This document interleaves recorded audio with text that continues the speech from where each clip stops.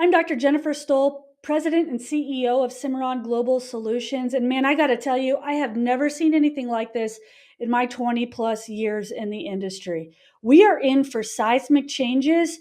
This article demonstrates part of it. I'm going to talk a little bit more about the roots and tell you what you can do about it. So stay with me.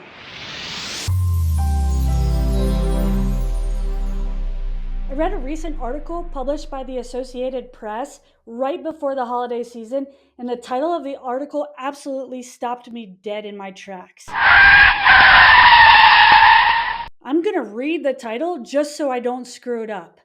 When 2025 arrives, so will the end of the amateur athlete in college sports. And if you're like me, you think that article title is a gauntlet being thrown down across our entire industry. And I couldn't agree with you more. The article goes on to talk about all the changes coming in the NCAA, things that have already happened and are on the horizon. Interestingly, the premise is that when the calendar flips over for 2025, amateurism in college athletics is gone. Well, I actually disagree with that slightly, and here's why. I believe amateurism in college athletics actually ended back in July of 2021. What in the world happened in July of 2021?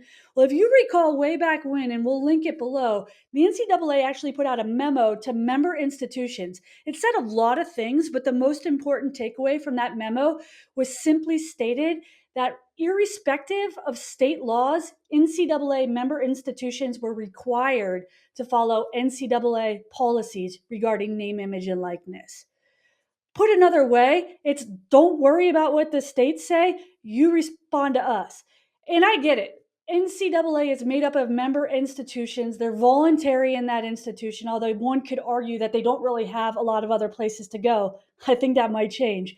But nonetheless, that's really when the gauntlet for amateurism occurred. When the NCAA took that step forward to say, you must comply with our policies regardless of your state laws, that is when the gauntlet for amateurism changed the landscape of college sports forever. And we're already starting to see that, right? We're seeing programs being cut. In fact, our own Zach Vozen from Cimarron Global Solutions has an awesome expert analysis article on just that.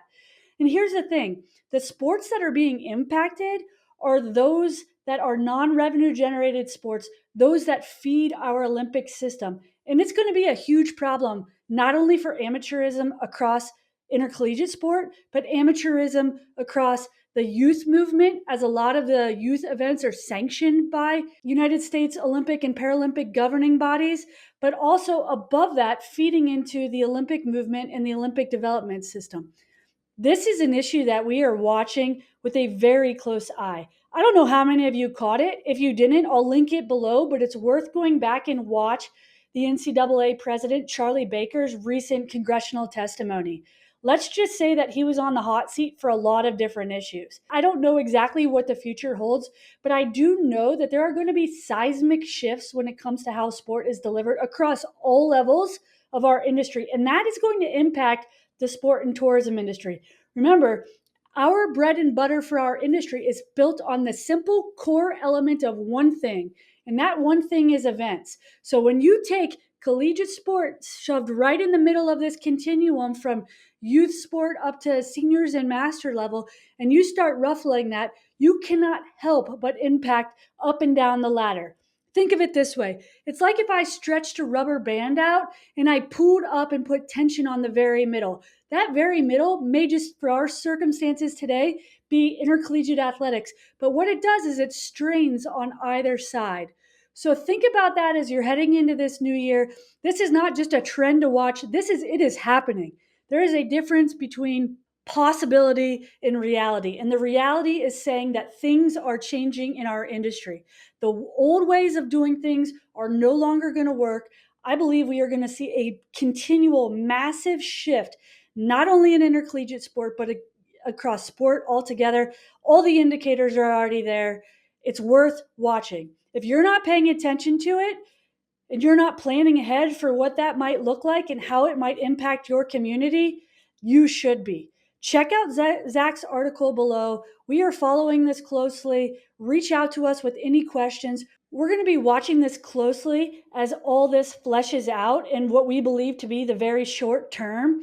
In the meantime, stay tuned to our channel for more knowledge, wisdom, and insight that's going to impact your day to day operations in the sport and tourism industry.